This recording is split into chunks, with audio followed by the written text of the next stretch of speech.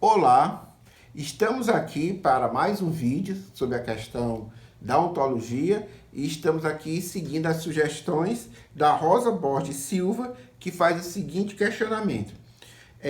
Para a gente falar um pouco sobre a questão gnoseologia versus ontologia. Então, vamos lá.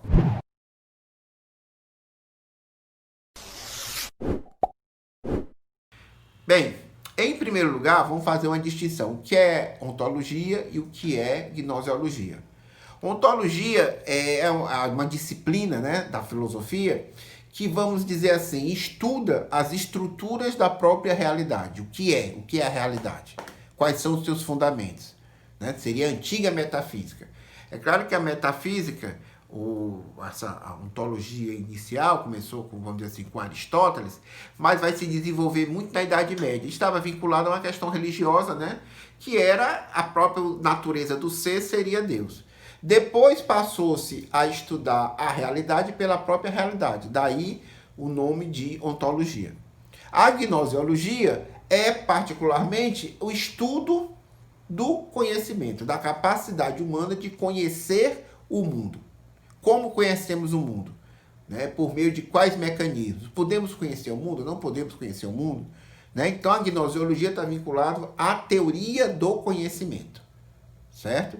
Numa perspectiva marxista, que é essencialmente materialista, o conhecimento está subordinado à própria realidade a ser conhecida.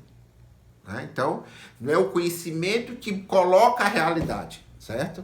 Nesse sentido, né? A atividade humana que é real, que é sensível, no sentido da transformação da natureza e das outras condições materiais do mundo, coloca a necessidade de conhecer o mundo. Certo? Então existe essa dialética entre ontologia e gnoseologia. Com a divisão social do trabalho, certo? Vai surgir uma série de elaborações teóricas, ok?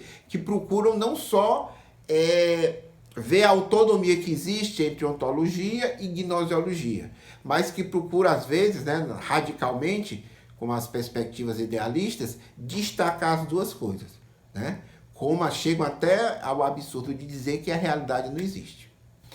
Devemos entender essa, vamos dizer assim, entre aspas, disputa entre uma perspectiva ontológica e uma perspectiva gnoseológica a partir da constituição do próprio marxismo, certo? A primeira coisa que eu vou falar é que não existe uma luta entre o bem contra o mal. Tá certo? Tipo assim, de um lado está a maldade, que é a perspectiva gnoseológica, do outro lado está a maldade, que seria a perspectiva ontológica. Com certas leituras do marxismo, né, de dizer que a luta central era a luta entre o idealismo e o materialismo. Né? O Marx, nas teses sobre Feuerbach, já coloca muito bem que o idealismo desenvolveu a perspectiva ativa, né? Ativa do ser humano. Embora, né, com uma orientação separada da praxis sensível, né, dos seres humanos. Mas mesmo assim, o próprio Marx superou essa disputa, né, cosmológica, né, cósmica, entre idealismo e materialismo. Do mesmo jeito que em relação à gnoseologia e ontologia. Olha, Rosa, em primeiro lugar, eu quero dizer que eu divijo, não vejo fundamento, por exemplo, uma determinada leitura do desenvolvimento da história da filosofia, que vai falar de um período ontológico, vamos dizer assim, grego, né? Greco-medieval, né? Então, os pensadores desse período histórico teriam uma perspectiva ontológica, idealista. Aí depois viria um outro período, que é o período do império da gnoseologia, que seria da sociabilidade moderna. E por fim, chegaria Marx, né, que constituiria um novo tipo de ontologia. Né? Eu acho isso não tem fundamento, do meu ponto de vista, e nem em Marx, né, muito menos em Lukács também eu não encontrei isso, certo? Parece muito com a visão do Augusto Comte. Né? Augusto Comte, que foi o fundador do positivismo, vai falar de uma lei do espírito humano que seria a lei dos três estados, né? Então teria um período da humanidade que era teológico, outro período metafísico e por fim um período positivo. E essa legalidade se desenvolveria também no desenvolvimento dos seres humanos. Então as crianças seriam religiosas, os adolescentes metafísicos, né?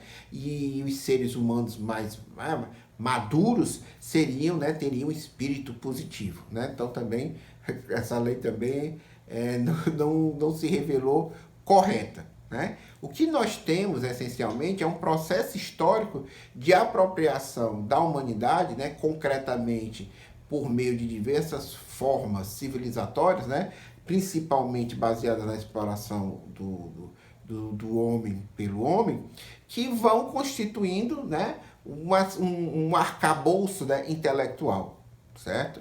Em Marx, tem também, tudo no marxismo tem divergência, que o marxismo é a ciência, né? Mas o Marx, a leitura que o Lukács faz, é que no Marx não está bem definida essa questão congelada, né? Do que seria ontologia, do que seria gnosiologia, do que seria uma lógica. O José Chazin, é um grande pensador brasileiro que estudou isso, disse que isso era normal no Marx, né? Não era nenhuma incompletude, tá certo? É claro que a questão central é a questão ontológica, no sentido que o ser humano é um ser posto no mundo, que transforma o mundo, né? E que o conhecimento, que é essencial também, o conhecimento corre atrás das processualidades objetivas. E a lógica, né, procura fixar isso, né, por meio de formas de pensamento. Certo? Então, nós temos nessa perspectiva o marxismo, por ser materialista, tem a primazia do ser sobre a consciência, certo? Embora a realidade, essa realidade social, é uma síntese de ser e consciência. A gente pode depois discutir isso no outro vídeo, né? Mas para você tem uma ontologia materialista, que é a ontologia marxista, você tem também uma gnosiologia materialista e você tem também uma dialética materialista ou marxista, né? Todos vinculados a esse processo, a essa atividade humana de transformar o mundo, né, a partir do conhecimento da realidade objetiva.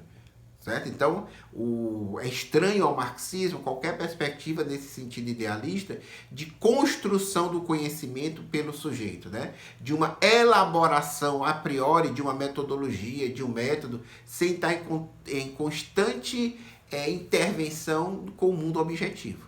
Né? Então, nesse sentido que dá para perceber, é claro, que há, depois, lá pelo século XIX e tudo, uma tendência cada vez maior, por uma série de condições históricas, de um fortalecimento das chamadas tendências, perspectivas gnosiológicas, né?